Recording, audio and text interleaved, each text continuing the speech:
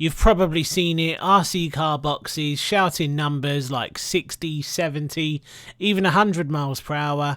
Sounds exciting, right? Well, here's the thing, in the real RC world, those numbers don't always mean what you think they do. I can't tell you how many times I've seen people buy the fastest RC car they can find, only to end up disappointed, because speed alone doesn't guarantee fun, control, or even durability. Today we're going to dig a little bit deeper and try and work out what this obsession is about with top speed, why it's become such a big selling point, and what those numbers actually mean, and most importantly, what you should really look for if you want an RC car that gives you the best experience, not just the biggest headline. So if you've ever wondered whether top speed really matters, stick around. This episode might just save you from making a costly mistake and help you enjoy the hobby even more. Is top speed really the most important thing in RC cars, or is it the biggest buying trap? So welcome back to episode 15 of the More Beyond RC podcast. I've been a little bit quiet the last week or so. I've just had so much going on, but I thought it's about time I get back to it. I start making videos on the main channel, and of course I need to do another episode on the podcast. So here we are, and today this topic is kind of controversial. I know some people say it's all about top speed. Some people say it doesn't really matter. Well, look, today we're going to dig a little bit deeper and we're going to talk about this topic in much more detail. So let's talk about the speed obsession. What is this all about? What is going on in the RC world? Why do people think top speed is so important? Now, before we do anything else, I do want to say I am going to be doing this episode on my own. You know, for the last few weeks, I've had guests coming in and having a chat and everything else, but it seems to be a really busy time for a lot of people at the moment. I have got other RC YouTubers lined up who are going to come on and do very similar to what I did with Evan and Gav. But again, it's just been so insanely busy for me and for everybody else. Back to the speed obsession, what is going on? There are so many customers, potential customers who are watching review videos, by myself and other channels, and basing so much of their buying decisions and their opinions on top speed alone. Now, I have to say, I don't think it helps when manufacturers are plastering top speeds all over their packaging.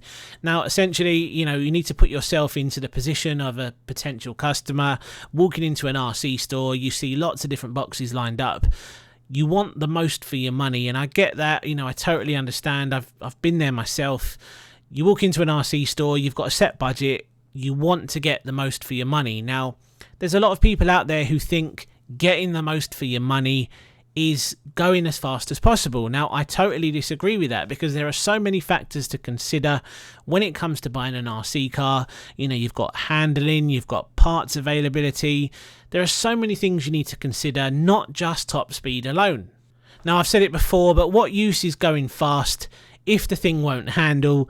I'd much rather have a slow RC car that handles really well and just isn't that quick. There just seems to be a current trend at the moment where so many people want to go fast, they want to do it on a budget, and if something doesn't quite go 50 miles per hour, 60 miles per hour out the box, well, people are immediately saying this thing is terrible. Now, I totally disagree with all of that. I just think there are many factors to consider, and if it was down to me, I would take handling all day long over top speed. Now, I think it's time for a reality check.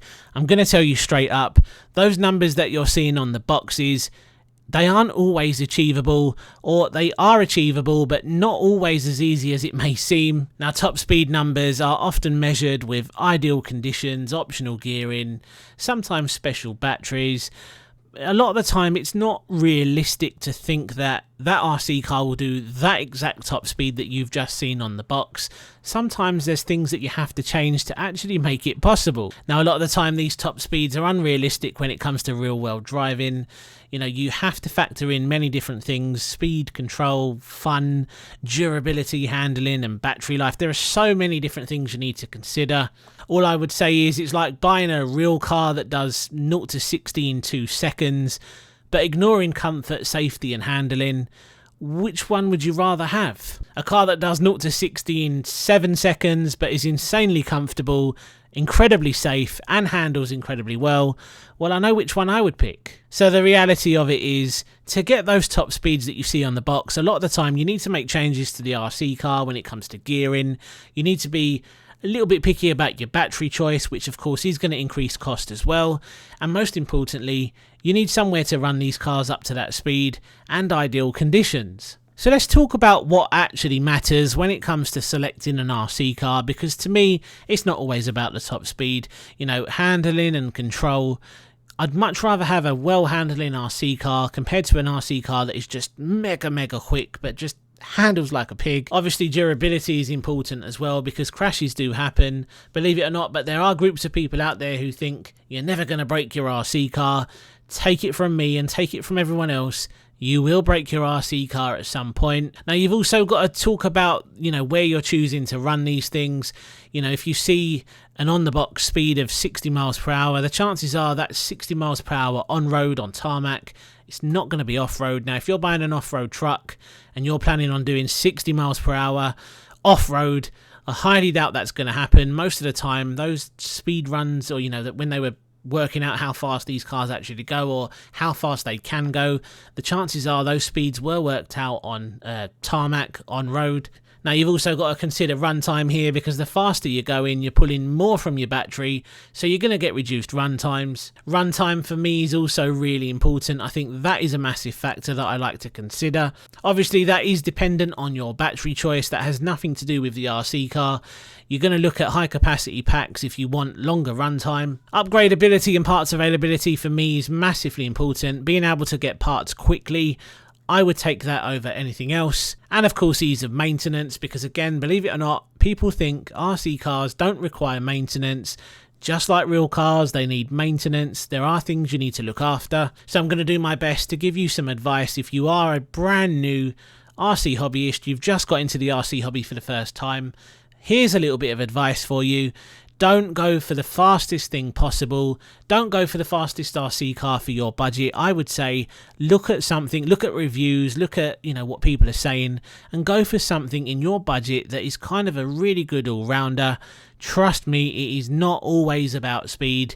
You want something that kind of ticks lots of different boxes, you know, a decent amount of speed out the box, anything that's kind of 35, maybe even 30 miles per hour plus is going to be exciting if you're just getting into the hobby. Parts availability, I think, is going to be really important. I would always pick that over anything else, because you will break your RC car. And then obviously durability as well. You want something that's going to be durable over something that's going to break as soon as you look at it. Essentially what I'm trying to get at is you want to find a good balance between speed, fun and practicality. You know, if you want to go fast, of course you can do that at a later time, but I don't think it's the most important thing on the list. I just don't know what the current obsession is with top speeds at the moment. I remember when I reviewed the MJX rally car, the bigger one, the 7303. I remember posting that video and getting comments from people saying, you know, it only does 35, I think it was about 35, 36 miles per hour out the box. It only does that speed, and this is a 4S car.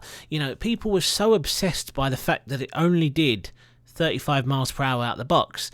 Now, you see on the full video how much fun that car was. It never felt slow, considering it was a rally car and it's built to go in the dirt and perform in the dirt. It did exactly that. It ticked every box, and it was such a struggle for me and other channels to kind of, or to try to convince people that even though that may not be the quickest thing in the world, it's a large car, it does what it's built to do, and it does it really well. But there were so many people who said, nope, I'm not buying one, it's too slow, 4S, it should be doing 50, 60 miles per hour out the box.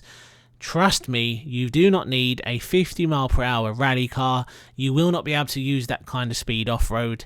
That car at 35 miles per hour is still one of the best RC cars I've ever tested on the channel, and again, that is the perfect example for not needing the most amount of speed, and it just kind of ticked every box. I also see exactly the same when I reviewed the Kagama 4, the Team Karate Kagama 4.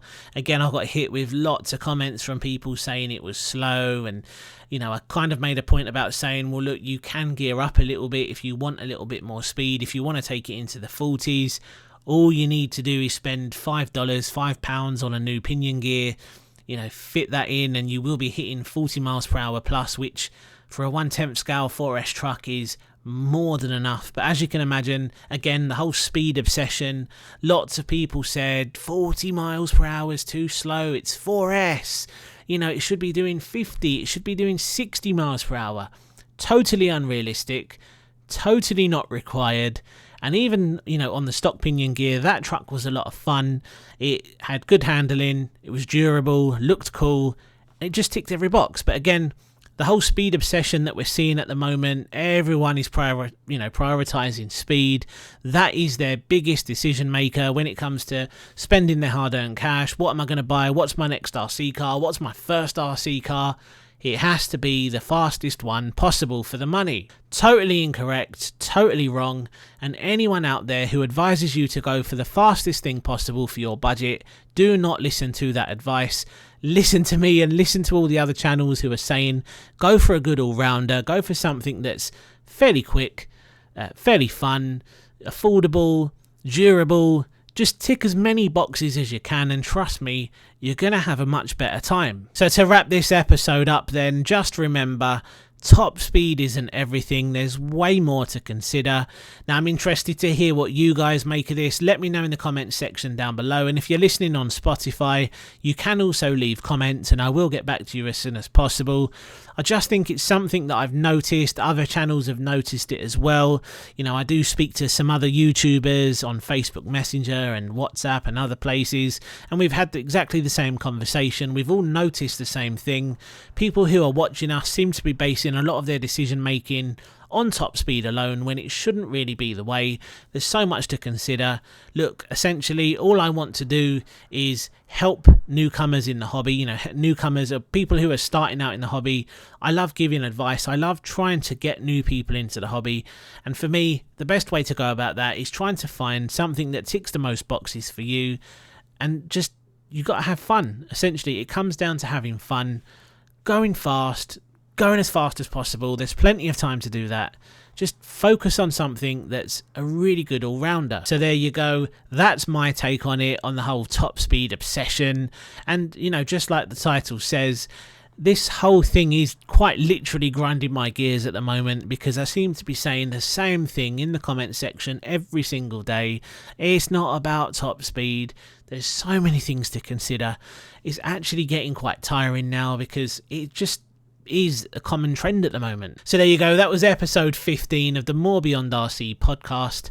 I can't believe we're already on episode 15. The episodes seem to be flying by. I've got some really cool stuff coming up in the next couple of weeks. You're going to be seeing and hearing from another very, very well-known YouTuber. You've been asking to see him quite a bit. There's been loads of comments saying get him on.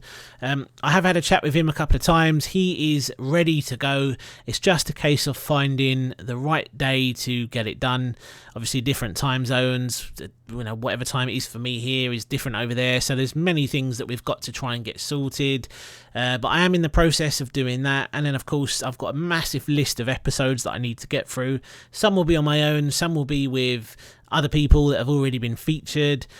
Yeah, it's going to be a busy couple of weeks, or even a busy couple of months, but we'll get there. People seem to be liking the podcast. It's definitely making a bit of an impact. So, that was the idea behind it. I wanted to throw a topic out there and just talk about it, sometimes up to an hour, which is fine because podcasts are allowed to be a bit more natural, and just have a chat. Anyway, we're going to leave it there before it gets too long. Cheers for listening today, and I'll catch you on the next one. See you soon.